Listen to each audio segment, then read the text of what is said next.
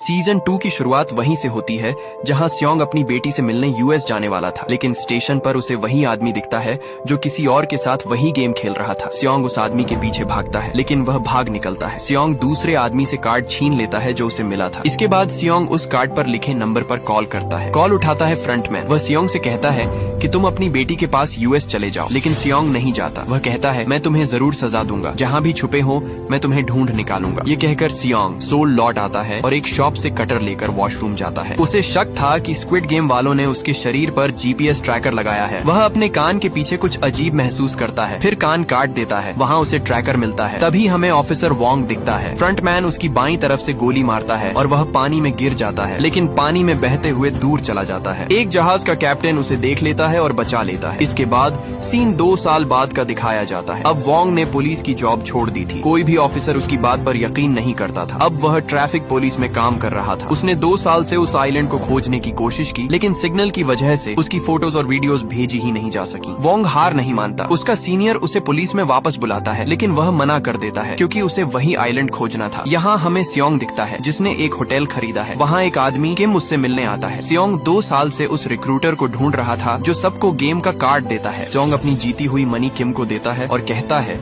कि हर स्टेशन पर रिक्रूटर को खोजो। किम बाहर जाकर अपने आदमियों से कहता है कि रिक्रूटर को ढूंढो और लोगों को भी इस काम में लगाओ। इसी दौरान वोंग उस कैप्टन के साथ आइलैंड खोज रहा था जिसने उसे बचाया था, लेकिन अभी तक आइलैंड नहीं मिला। इधर किम और उसका साथी वूसक अपने आदमियों को रिक्रूटर के बिहेवियर के बारे में बताते हैं। किम उन्हें ग्रुप्स में बांट देता है और कहता है कि हर स्टेशन पर जाओ और रिक्रूटर की फोटोज बेचो। सब स्टेशंस पर जाकर रिक्रूटर को खोजने लगते हैं और सियोंग को अपडेट्स देते रहते हैं, लेकिन कई दिनों बाद भी रिक्रूटर नहीं मिलता। वोंग भी लगातार आइलैंड ढूंढता है, लेकिन उसे भी कुछ नहीं मिलता। वह खोज छोड़ने का फैसला करता है। एक दिन स्टेशन पर बैठे किम और वूसक रिक्रूटर को किसी और के साथ गेम खेलते देखते हैं। किम तुरंत सियोंग को फोन करता है और बताता है कि रिक्रूटर मिल गया है। किम और वूसक उसका पीछा करने लगते हैं। सियोंग भी रिक्रूटर को पकड़ने के लिए निकलता है। रास्ते में उसकी ओवर स्पीडिंग की वजह से पुलिस उसे रोक लेती है। इधर वोंग का साथी सियोंग को चेक करता है, लेकिन कोई गलत चीज नहीं मिलती। बस उसकी कार में कई मोबाइल्स और टैबलेट्स पड़े थे। वोंग कंट्रोल रूम जाकर डिटेल्स चेक करता है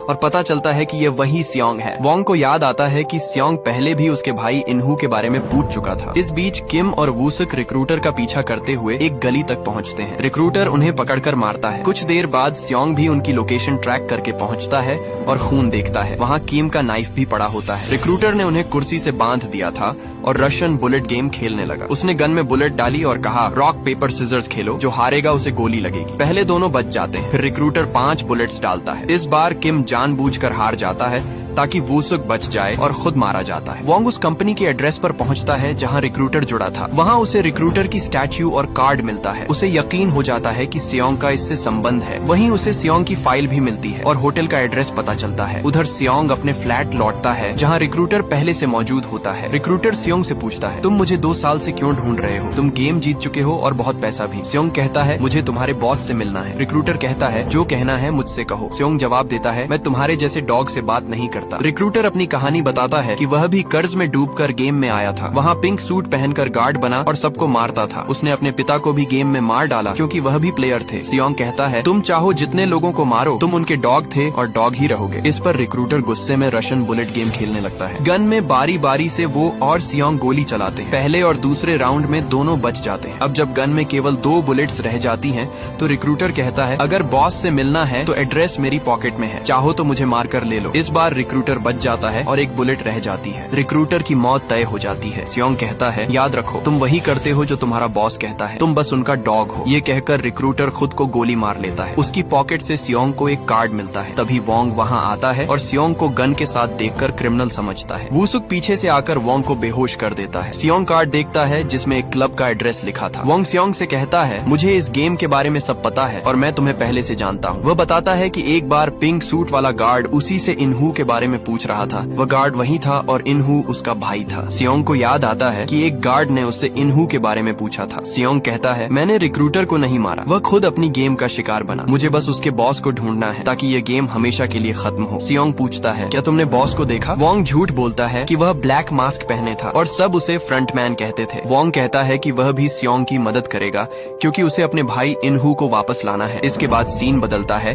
और हमें नियोल नाम की लड़की दिखाई जाती है। वह कॉस्ट्यूम पहनकर बनकर बच्चों को एंटरटेन करती है। एक छोटी बच्ची उस पर बहुत भरोसा करती है, लेकिन उसे ब्लड कैंसर है और उसके पिता के पास इलाज के पैसे नहीं है। एक दिन वह बच्ची इमरजेंसी में हॉस्पिटल लाई जाती है। नायल भी उसे देखने आती है और उसके लिए दुखी हो जाती है। वह उसका इलाज कराना चाहती है, लेकिन उसके पास खुद के लिए भी पैसे नहीं है। नायल का एक बच्चा है, लेकिन वह नॉर्थ कोरिया में है। नायल साउथ कोरिया आ गई थी और अब अपने बच्चे को बुलाने के लिए एजेंट की मदद ले रही है, लेकिन एजेंट को उसके बच्चे के बारे में कुछ पता नहीं है। रात को नायल अपनी कार में सो रही होती है, तभी सूट पहने एक आदमी आता है और उसे स्क्विड गेम का कार्ड देता है। सुबह होते ही नायल अपनी ऑफिस जॉब से रिजाइन कर देती है। नियोल कार्ड मिलने के बाद स्क्विड गेम वालों को कॉल करती है। फिर वह पिकअप लोकेशन पर पहुंचती है। वहां रूम नंबर 11 में उसे पिंक सूट पहनाया जाता है, यानी नियोल को प्लेयर नहीं बल्कि गार्ड बनाया गया था। इधर स्योंग और वोंग फ्रंटमैन को पकड़ने की योजना बना रहे थे। उन्होंने स्पेशल फोर्सेज की एक टीम भी ढूंढ ली थी और सब शूटिंग प्रैक्टिस कर रहे थे। स्योंग अपने दांत निकालकर उसमें ट्रैकर लगा देता है ताकि उसकी लोकेशन पता चल सके। इसके बाद सब कार्ड पर लिखे एड्रेस पर पहुंचते हैं। वहाँ एक हैलोवीन पार्टी चल रही थी। स्योंग और वुसुक क्लब के अंदर जाते हैं। बाहर वोंग उसी पिंक सूट गार्ड को देखता है और तुरंत स्योंग को बताकर क्लब में चला जाता है। एक गार्ड वुसुक को शॉक देकर बेहोश कर देता है, दूसरा स्योंग को अपने साथ आने को कहता है। उसकी लोकेशन देखकर वोंग भी पीछा करता है और देखता है कि गार्ड उसे कार में ले गया है। कार में स्पीकर से फ्रंटमैन की आवाज आती है। वह स्योंग से कहता है, इतना पैसा मिला है, अपनी बेटी के साथ जाओ और लाइफ एंजॉय करो। स्योंग जवाब देता है, इस गेम को बंद करो, तुम लोगों की जान ले रहे हो। फ्रंटमैन कहता है, मैंने सिर्फ गेम बनाया, खेलना तो तुमने खुद चुना। वोंग भी सब सुन रहा था। वह अपनी टीम से कहता है कि कार को ओवरटेक करो, लेकिन तभी स्क्विड गेम के गार्ड स्नाइपर से उनके टायर्स पंक्चर कर देते हैं। फ्रंटमैन को इस बात का पता नहीं चलता। वह स्योंग से पूछता है, क्या तुम मुझे किडनैप करना चाहते थे? स्योंग ड्राइवर सीट पर गोली चलाता है, लेकिन मिरर बुलेट प्रूफ होता है। स्योंग कहता है, मुझे वापस उसी गेम में ले चलो। फ्रंटमैन यह सुनकर शॉक हो जाता है, क्योंकि स्योंग पहले गेम को खत्म करना चाहता था और अब खेलने की बात कर रहा था। वह मान जाता है। कार में गैस छोड़ा जाता है और स्योंग बेहोश हो जाता है। अब दिखता है कि फ्रंटमैन भी कार में मौजूद था। इधर वोंग अपने शिप वाले कैप्टन और टीम को लेकर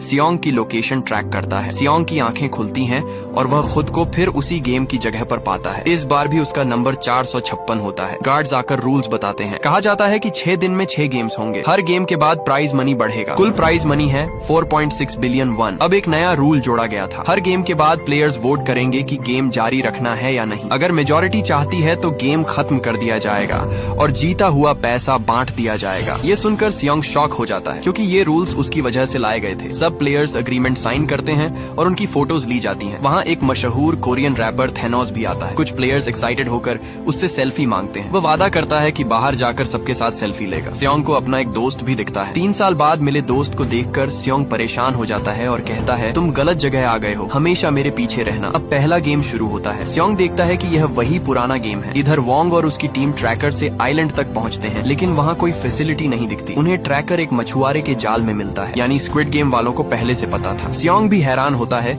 कि वोंग ने उसे ट्रैक क्यों नहीं किया। दांत देखकर पता चलता है कि ट्रैकर गायब है। अब उसे मजबूरी में गेम खेलना होगा। वह सबको कहता है, मैंने ये गेम खेला है, अगर बचना है तो मेरी बात मानो। गेम शुरू होता है। डॉल जैसे ही गाना रोकती है, स्योंग सबको रुकने कहता है। स्योंग की गाइडेंस से कोई प्लेयर नहीं मरता। तभी एक लड़की गले पर मक्खी बैठने पर हंस देती है। पीछे से गोली लगती है और वह मर जाती है। सब डरकर भागने लगते हैं, लेकिन स्योंग चिल्लाकर रोकता है। धीरे धीरे सब उसकी बात मानते हैं। स्योंग कहता है, लाइन में खड़े हो जाओ। डॉल सिर्फ सामने वालों को देखती है। सब लाइन में लग जाते हैं। इस बीच थैनोस नशा करता है और कई लोगों को भी इसमें डाल देता है। वे लोग मर जाते हैं। फिर सब तेजी से दौड़ते हुए लाइन क्रॉस करते हैं। एक प्लेयर की हल्की मूवमेंट पर उसके पैर पर गोली लगती है। वह स्योंग से मदद मांगता है। स्योंग और एक खिलाड़ी कैट उसे खींचकर क्रॉस कराते हैं, लेकिन स्नाइपर उसके सिर पर गोली मार देता है। वह स्नाइपर दरअसल नियोल थी। यह देखकर सब प्लेयर्स गार्ड्स पर गुस्सा होते हैं, क्योंकि यहाँ सिर पर गोली मारना मना था ताकि ऑर्गन्स बच सकें और बेचे जा सकें। इधर वोंग सोच में पड़ जाता है कि स्योंग को कैसे ढूंढे। उसे समझ आता है कि गेम फैसिलिटी पास में नहीं है और प्लेयर्स ने जानबूझकर उन्हें ट्रैप किया। ऊपर से समुद्र में तूफान भी आने वाला था। गेम के बाद सब प्लेयर्स डर से रोने लगते हैं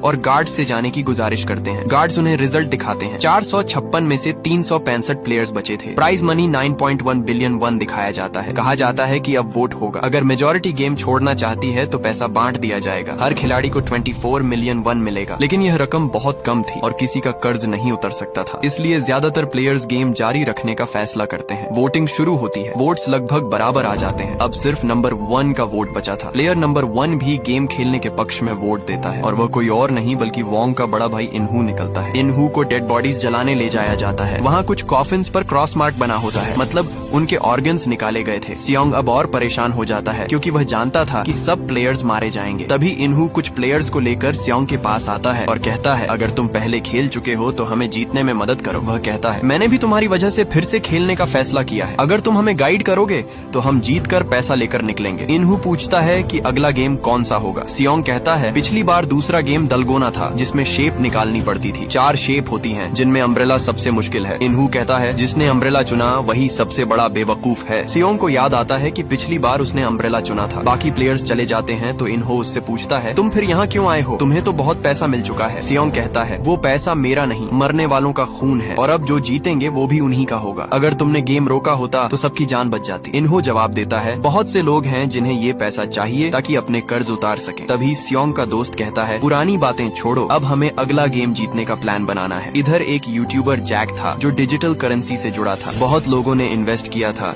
जिनमें थैनोस भी था, लेकिन जैक के साथ धोखा हुआ और उसका पैसा डूब गया। यही वजह थी कि जैक भी गेम में आया। थैनोस अपने साथी के साथ उसे मारने लगता है और कहता है, तुम्हें हमारा पैसा लौटाना होगा। तभी इन्हो बीच में आकर लड़ाई रोकता है और उन्हें खत्म कर देता है। रात में वह सियोंग के पास आकर माफी मांगता है और कहता है, मेरी वाइफ को लिवर कैंसर है, उसे ट्रांसप्लांट चाहिए। मैंने कर्ज लिया लेकिन डिपार्टमेंट ने मुझे भ्रष्ट कहकर नौकरी से निकाल दिया। इन्हो कहता है, ये गेम मेरी आखिरी उम्मीद है, बिना पैसे लिए मैं यहाँ से नहीं जा सकता। उसकी बात सुनकर सियोंग को उसके लिए बुरा लगता है। इधर गार्ड्स डेड बॉडीज से ऑर्गन्स निकाल रहे होते हैं। तभी पता चलता है कि कई बॉडीज के ऑर्गन्स गायब हैं। असल में गार्ड नंबर 11 यानी नियोल सबको सिर पर गोली मार रही थी। गार्ड्स ये बात फ्रंटमैन को बताते हैं। फ्रंटमैन नियोल को बुलाता है और कहता है, तुम जानबूझकर सबके सिर पर क्यों शूट कर रही हो? नियोल कहती है, मैं वही कर रही हूँ जो असली फ्रंटमैन ने कहा है। फ्रंटमैन गुस्से में कहता है, अब से सिर पर मत मारना, हमें इनके ऑर्गन्स बेचने हैं ताकि लोगों की जान बच सके। अगर ऐसा दोबारा किया तो तुम्हारे ऑर्गन्स बेच दूंगा और मत भूलो तुम्हें अपनी बेटी को नॉर्थ कोरिया से लाना है। उधर वांग कमिश्नर को पूरी कहानी बताकर हेल्प मांगता है लेकिन उसके पास कोई सबूत नहीं था। कमिश्नर कहता है, बिना प्रूफ के एक्शन नहीं ले सकते और गुस्से में उसे नौकरी से निकाल देता है। लेकिन वांग हार नहीं मानता और अपनी टीम से कहता है कि आइलैंड को दोबारा ढूंढो। इस बीच सब प्लेयर्स को दूसरे गेम के लिए ले जाया जाता है। सियोंग डर जाता है क्योंकि उसे लगा था अगला गेम दलगोना होगा, लेकिन ये नया गेम था। सब उससे पूछते हैं तो वह कहता है, ये नया गेम है, मैंने कभी नहीं खेला। ये सुनकर सब गुस्सा हो जाते हैं। इन्हो बीच में आकर उन्हें शांत करता है। अब सबको 5-5 की टीम बनानी होती है। सियोंग की टीम में 4 लोग थे और एक लड़की प्रेग्नेंट थी। वह जैक की गर्लफ्रेंड थी। जैक उसे अपनी टीम में बुलाता है लेकिन जून मना कर देती है। वह सियोंग से कहती है, मैं प्रेग्नेंट हूँ और कोई मुझे टीम में नहीं ले रहा, मुझे रख लो। तो सियोंग मान जाता है। एक और टीम में कैट, मैडी, गायोन और उसकी माँ थी। उनमें एक विच जबरदस्ती शामिल हो जाती है। अब रूल्स बताए जाते हैं। सभी टीमों के पैर बांधे जाते हैं और हर 5 मीटर पर गेम खेलना होगा। टाइम के अंदर सर्कल पूरा करना जरूरी था। टीमें वही गेम चुनती हैं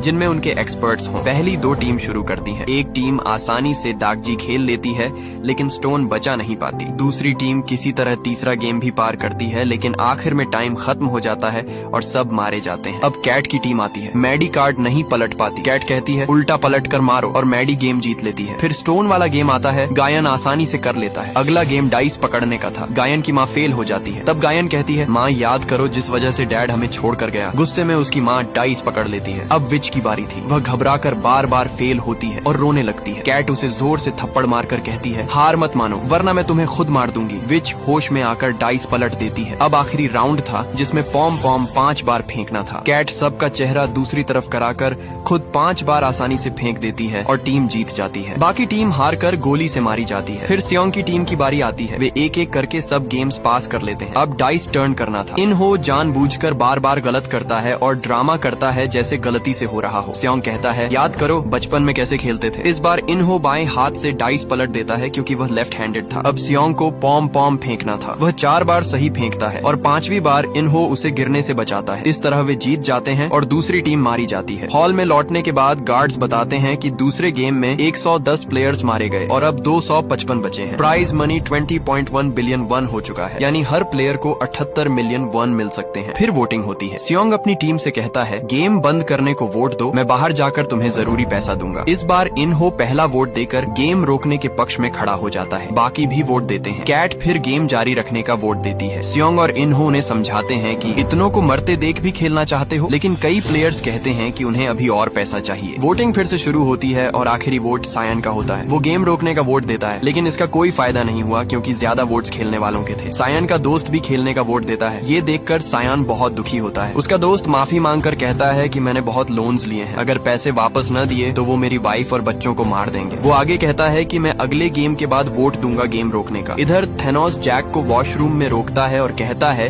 कि तुम्हें गेम अंत तक खेलना पड़ेगा ताकि मेरे ऊपर जो पैसे तुमने खर्च किए हैं वो वापस मिल सके। इसीलिए अगली बार वोट खेल जारी रखने का देना। तुम्हें 45 बिलियन वन जीत कर मुझे देने होंगे। जैक कहता है कि अगर मुझे 45 बिलियन मिले भी तो तब तक तुम मर चुके होंगे। ये सुनकर थेनोस गुस्से में उसकी गर्दन पकड़ लेता है। तभी इन्हो वॉशरूम में आ जाता है और थेनोस जैक को छोड़ देता है। थोड़ी देर बाद लाइट्स बंद हो जाती हैं। सायोन अपनी टीम से कहता है कि लाइट्स बंद होने के बाद हम पर हमला हो सकता है, क्योंकि मैंने देखा है कि लोग पैसे के लिए एक दूसरे को मारते हैं, इसीलिए हमें गार्ड करना होगा एक एक करके। जब सायोन गार्ड कर रहा था उसका दोस्त उठकर कहता है तुम सो जाओ, मैं गार्ड करूंगा। सायोन कहता है कि मुझे अभी नींद नहीं है। उसका दोस्त कहता है कि 3 साल पहले जब तुमने मुझसे पैसे मांगे थे, अगर मेरे पास होते तो मैं जरूर देता। सायोन कहता है कि मुझे पता है और मैं तुमसे नाराज नहीं हूँ। उसका दोस्त कहता है अब तुम्हें मुझे देना पड़ेगा, तुम्हारे पास इतने पैसे हैं फिर भी तुम गेम में क्यों आए। सायोन कहता है कि अगर मैं तुम्हारी आंखों के सामने मर जाऊं और तुम्हें इनाम का पैसा मिले तो तुम्हें कैसा लगेगा। उसका दोस्त कहता है कि ऐसा मत करना,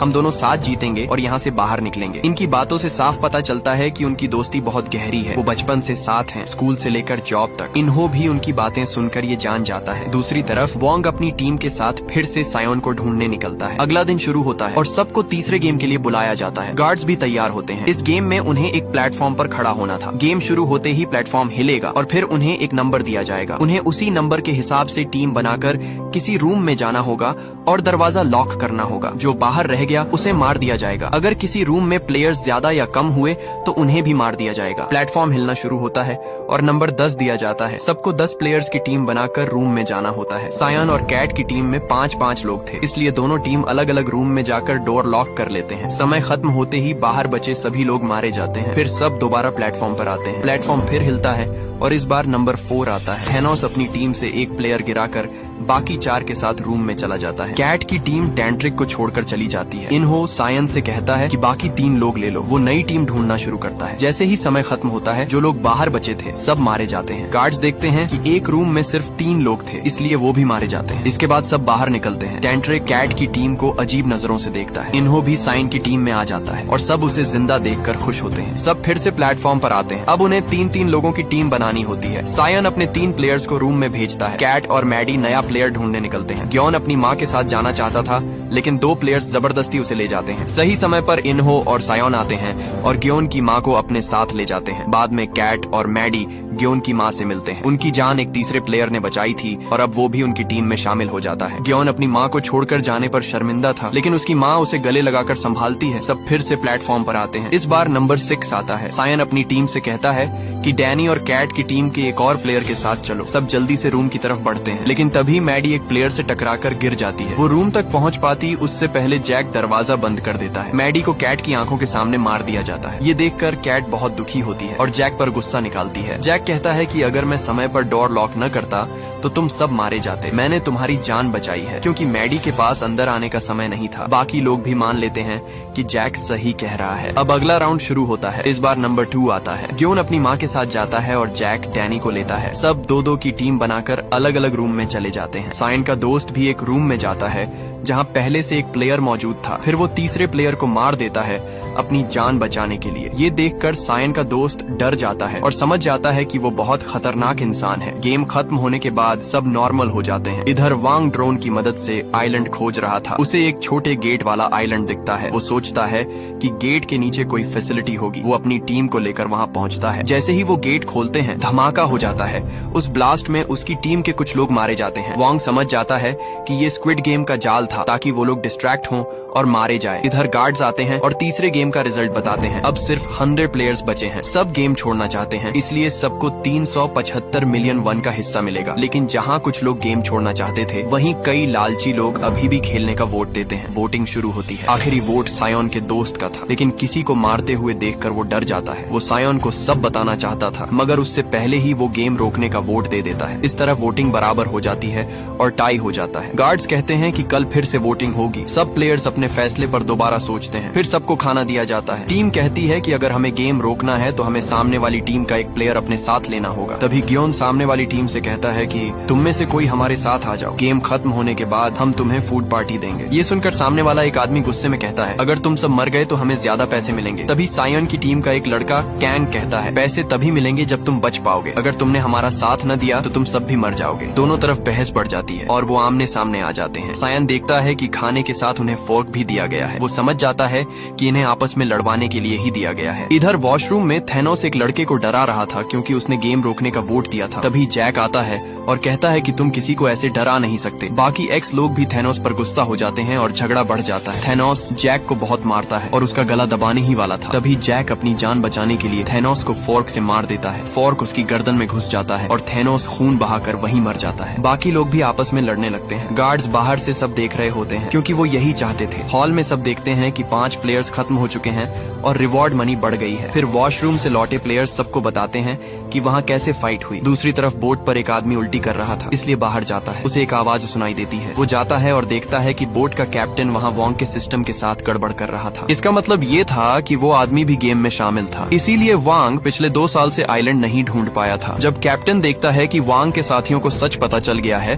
तो वो उसे पानी में फेंक देता है। आवाज सुनकर वू साक बाहर आता है और कैप्टन से पूछता है तुम यहाँ इस समय क्या कर रहे हो। कैप्टन कहता है बारिश हो रही है इसलिए मैं सामान चेक करने बाहर आया हूँ। यहाँ हमें पता चलता है कि असल में कैप्टन को इसलिए भेजा गया था ताकि वो वांग को पानी से बचा सके, लेकिन उसने उससे दूर ही रहने को कहा था। इधर सब लोग गेम में अपने साथियों की गिनती कर रहे थे कि लड़ाई में कितने लोग मरे। पता चलता है कि स्योंग की टीम के 2 लोग मारे गए थे जबकि दूसरी टीम अब वोटिंग में जीत जाएगी। फिर अनाउंस होता है कि 30 मिनट में लाइट्स बंद होंगी। स्योंग समझ जाता है कि लाइट्स बंद होते ही सब एक दूसरे को मारना शुरू कर देंगे। दूसरी तरफ हम देखते हैं कि गार्ड्स लाशों के ऑर्गन्स पानी की तरफ ले जा रहे थे। फ्रंटमैन भी गार्ड्स को तैयार करता है क्योंकि स्पेशल गेम शुरू होने वाला था जिसमें सबको एक दूसरे को मारना था। स्योंग अपनी टीम को बताता है कि सामने वाली टीम जैसे ही लाइट्स बंद होंगी हमें मारने की कोशिश करेगी। ये पहले भी हो चुका है। ये सुनकर सब डर जाते हैं। वो कहता है कि अगर हमें जिंदा रहना है तो लाइट्स बंद होते ही हमें उन पर हमला करना होगा। स्योंग कहता है कि हमें सबको लेकर यहाँ से जिंदा निकलना है। अगर किसी को मारना है तो वो गेमर होना चाहिए। फ्लोर में गेम अथॉरिटी है जिसमें ब्लैक मास्क वाला लीडर है। हमें उसे पकड़ना होगा। अगर वो पकड़ा गया तो गेम खत्म हो जाएगा। कोई पूछता है लेकिन कैसे, उनके पास वेपन्स हैं। स्योंग कहता है कि जब गार्ड्स अंदर आएंगे तो हम उन्हें मारकर उनकी गन्स ले लेंगे। आज रात सब लड़ाई करेंगे और तब हमें मौका मिलेगा। थोड़ी देर बाद सब लेट जाते हैं और लाइट्स बंद हो जाती हैं। स्योंग और उसके साथी बिस्तरों के नीचे छिप जाते हैं। लड़ाई शुरू हो जाती है और एक्स लोग मारने लगते हैं। स्योंग जानता था कि गेमर्स खिलाड़ियों को मरने नहीं देंगे क्योंकि अगर प्लेयर्स मर गए तो उन्हें मजा नहीं आएगा। इसीलिए उसने अपनी टीम के साथ बिस्तर के नीचे छुपकर इंतजार किया कि जैसे ही गार्ड्स लड़ाई रोकने आएंगे वो उन पर हमला कर देंगे और उनकी गन्स ले लेंगे। जैसा स्योंग ने सोचा था वैसा ही हुआ। कुछ देर बाद गार्ड्स अंदर आते हैं और मरे हुए लोगों को चेक करते हैं। स्योंग और उसके साथी मरे होने का नाटक करके नीचे पड़े रहते हैं। फिर अचानक सब गार्ड्स पर हमला कर देते हैं और उनकी गन्स छीनकर मारना शुरू कर देते हैं। किसी को शक भी नहीं हुआ इसलिए वो अपने गार्ड्स को भी मार रहा था। जब बहुत से गार्ड्स मारे गए तो फ्रंटमैन उन्हें वापस बुला लेता है। सभी गार्ड्स लौट जाते हैं लेकिन एक गार्ड बाहर निकलने से पहले फंस जाता है। वो खुद सरेंडर कर देता है। अब सब गन्स लेकर अथॉरिटीज से लड़ाई की तैयारी करने लगते हैं। स्योंग सबको कहता है कि हमारे पास अच्छा मौका है इन गेमर्स को खत्म करने का। अगर सब साथ दें तो हम सबको मार कर गेम खत्म कर सकते हैं। कुछ लोग स्योंग का साथ देते हैं और कुछ वहीं रुक जाते हैं। स्योंग भी जाना चाहता था लेकिन उसकी माँ उसे रोक लेती है। इसके बाद स्योंग उस गार्ड का मास्क उतारकर उसे गन पॉइंट पर कहता है हमें अपने लीडर के पास ले चलो। वो गार्ड उन्हें पीछे ले जाता है। तभी और गार्ड्स गोली चलाकर हमला कर देते हैं। स्योंग की टीम उनका सामना करती है और सबको मार देती है। कैट सारे सीसीटीवी तोड़ देती है ताकि अथॉरिटीज उन पर नजर न रख सकें। अब वो कंट्रोल रूम तक पहुंचते हैं। गार्ड बताता है कि मेरे मास्क के बिना कंट्रोल रूम में नहीं जा सकते। तभी फिर गार्ड्स हमला कर देते हैं। स्योंग किसी तरह मास्क लेकर अपने दोस्त के साथ कंट्रोल रूम तक पहुंचता है। वो वॉकी टॉकी पर सबको हाल बताते हुए आगे बढ़ता है। फ्रंटमैन सीसीटीवी से उन्हें देख लेता है और गार्ड्स भेज देता है। स्योंग और उसका दोस्त उनसे भिड़ते हैं लेकिन अब उनकी बुलेट्स खत्म होने वाली थी। इधर बाकी सबकी भी बुलेट्स लगभग खत्म हो चुकी थी। स्योंग उन्हें अंदर आने को कहता है लेकिन जवाब मिलता है हमारी बुलेट्स खत्म हो रही हैं। वो कहता है कि गार्ड्स के हॉल में एक्स्ट्रा बुलेट्स हैं, जाकर ले आओ। स्योंग 2 लोगों को लेकर उनके पीछे बैकअप में जाता है और कैंग बुलेट्स लेने निकलता है। बुलेट्स लाने में देर हो जाती है। स्योंग उन गार्ड्स के पास जाकर मैगजीन्स उठाने लगता है और उसका दोस्त पीछे से कवर देता है। तभी इन्हो आता है और कहता है कि ध्यान भटकाओ, मैंने मैप में पीछे से कंट्रोल रूम का रास्ता देखा है। तुम कंट्रोल रूम जाओ, मैं दूसरी तरफ जाता हूँ। स्योंग मान जाता है और उसे अपना आखिरी मैगजीन दे देता है। इधर कैंग वापस आ रहा था लेकिन गोलीबारी की आवाज सुनकर डर जाता है और रुक जाता है। उसमें आगे बढ़ने की हिम्मत नहीं होती। कैट उससे वॉकी टॉकी पर मैगजीन्स जल्दी लाने को कहती है, लेकिन कैंग जवाब नहीं देता और वॉकी टॉकी फेंक देता है। कैट खुद मैगजीन्स लेने चली जाती है। स्योंग बाकी 2 लोगों को गार्ड्स मारने भेजता है, लेकिन अचानक उन पर पीछे से गोली चला देता है। फिर वॉकी टॉकी पर कहता है, माफ करना स्योंग, हम हार गए। ये सुनकर स्योंग सच मान लेता है कि इन्हो घायल है। तभी इन्हो उस आदमी को गोली मारकर मार देता है। स्योंग सब सुन रहा था और उसे लगता है कि उसका दोस्त इन्हो मारा गया। वो टूट जाता है। कैट हॉल में मैगजीन्स लेने पहुंचती है, लेकिन गार्ड्स आ जाते हैं। वो उन्हें मारने ही वाली होती है कि ग्योन की माँ उसे रोक लेती है। कैट भी रुक जाती है, लेकिन अभी तक मैगजीन्स नहीं आती और सब सरेंडर कर देते हैं। फिर गार्ड्स उन्हें गोली मारकर मार देते हैं। उधर स्योंग और उसका दोस्त भी बिना बुलेट्स के सरेंडर कर देते हैं। तब सामने फ्रंट मैन आता है, वही इन्हो। वो कहता है कि गेम में लौटकर मजा आया, लेकिन अब देखो तुम्हारा क्या होता है। वो गन स्योंग पर तानता है, लेकिन गोली उसके दोस्त को लगाई जाती है। इससे स्योंग पूरी तरह टूट जाता है। उसका दोस्त मर जाता है और स्योंग बहुत रोता है। यहीं पर ये सीजन खत्म हो जाता है। अब ये मिस्ट्री बचती है, क्या स्योंग यहाँ तक पहुँचेगा? क्या वो गेम को खत्म कर पाएगा? और कितने प्लेयर्स जिंदा बचेंगे? ये सब हमें सीजन 3